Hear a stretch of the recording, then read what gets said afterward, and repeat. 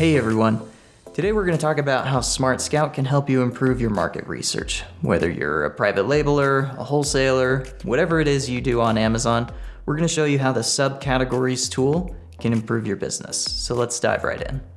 So first, we're just going to make sure you understand how all of these items on the page work together so that you can make the most of your research. If you're looking for a specific category, we can start typing something in here, and it should start to pull it up. There's one example.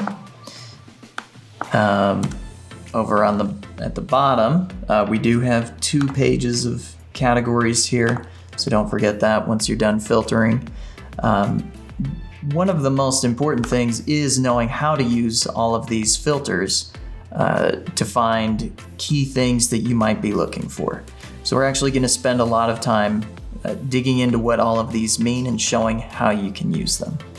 You can either look across the top here, or you can open up this bar along the side. So first we have the monthly revenue estimate. By default, the categories are ranked by the highest monthly revenue. That probably works out fine for most people. You have a couple options. You can either set a high minimum if you know that you want to find a category that's selling well, that people are already invested in, and you just want to get a small piece of that. Or you can look for a smaller category that you know you want to take over.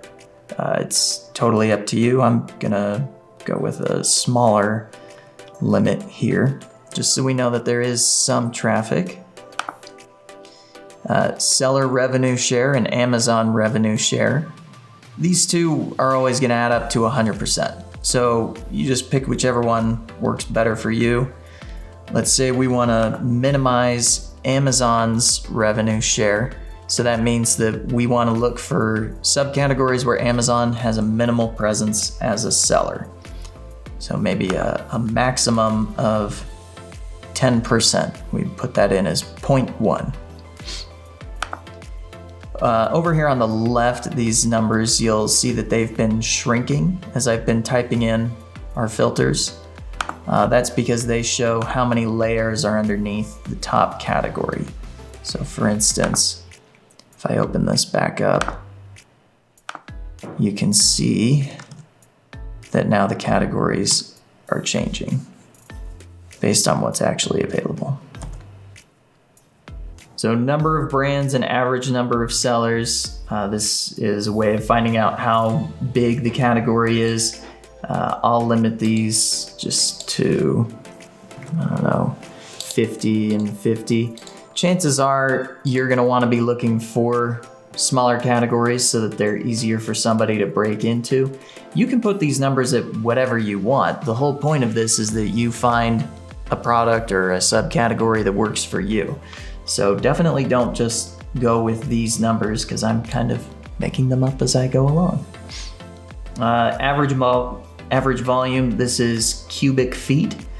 I think most people in general agree you want a smaller average volume so you're not dealing with any oversized fees. We'll just go with 1 for now. Total number of reviews. It shows you how long the category's been around, really. I'll leave that blank for now. Average reviews, when there's a lower average review for a subcategory, that means that when there's a lower number of average reviews, it's easier for a new person to break in, or if you're gonna improve one of these products, it's easier for you to stand out. If you can, just get a small number of quality reviews, you can easily start to take over a subcategory. Same with average rating. If the items in a subcategory aren't doing very well and then you swoop in with a good product, suddenly you're dominating the category. And that's the kind of stuff we're after. Number of units sold, number of ASINs. I'm not going to touch those for now. They're pretty self-explanatory. Average page score. This is our in-house algorithm that tries to give you a guess on how good these pages have been put together. So similar to average rating, the lower quality these other pages are, the easier it's going to be for you to start having successful sales. And then average price, and then we just have the name of the category again over here. So in total, Amazon has about 37,000 subcategories. With these criteria I just came up with, we're now down to, if we expand all of these out, that's only going to be, 1 or 2 per major category. So we narrowed that down to 10 subcategories that we can start looking at, that we can either introduce a new product or try to take over one of these items and make it sell better. Let's see, so we just kind of pick something we're interested in. Oh, somebody at the office brought by their baby today. Let's see.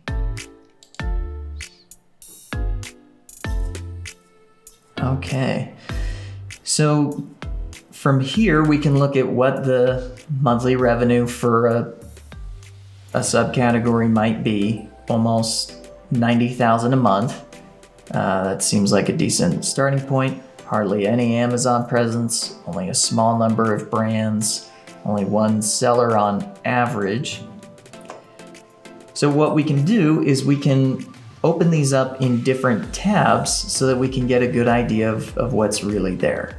So once you're at the smallest subcategory, we don't have this option anymore, but we can actually open the entire subcategory in its own page.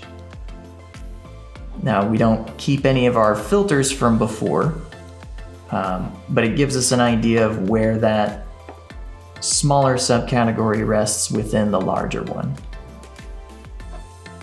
And then we can easily go back and everything is exactly where we left it.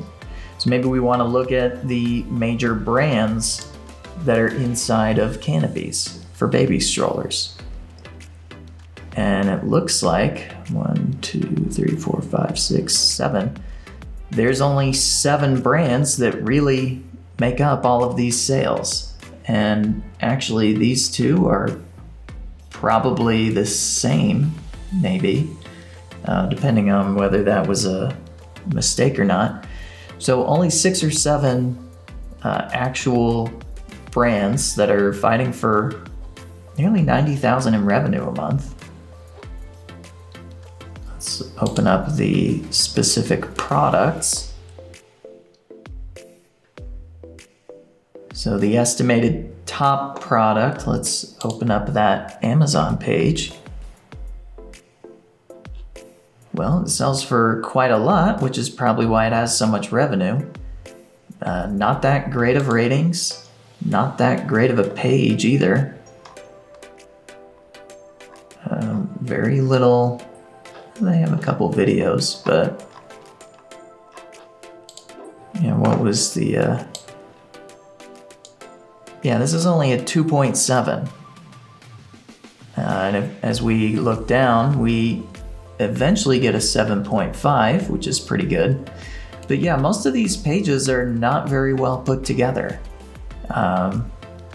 There are a large number of sellers on the individual SKUs, so that tells us that nobody really owns this space. So that gives you a couple options. Maybe you want to reach out to Baby Zen. Maybe you want to help them realize that you can improve these pages, and maybe instead of 44,000 in revenue a month, maybe you can help them double it. There's a lot of room for improvement here. Again, page scores are not good. Some of these products do have good reviews. Most don't. Yeah, I would say that this is a category that definitely has room for growth and room for improvement, and is definitely ripe for either a new seller or somebody to come show them how it's done. And hopefully that could be you. So there you have it. That was only about 10 minutes of work, and half of that was explaining what each filter actually does. So once you understand that, in about 5 minutes, you can find yourself a new subcategory to start diving into. We hope this is only the beginning of your research to figure out what your next move is going to be.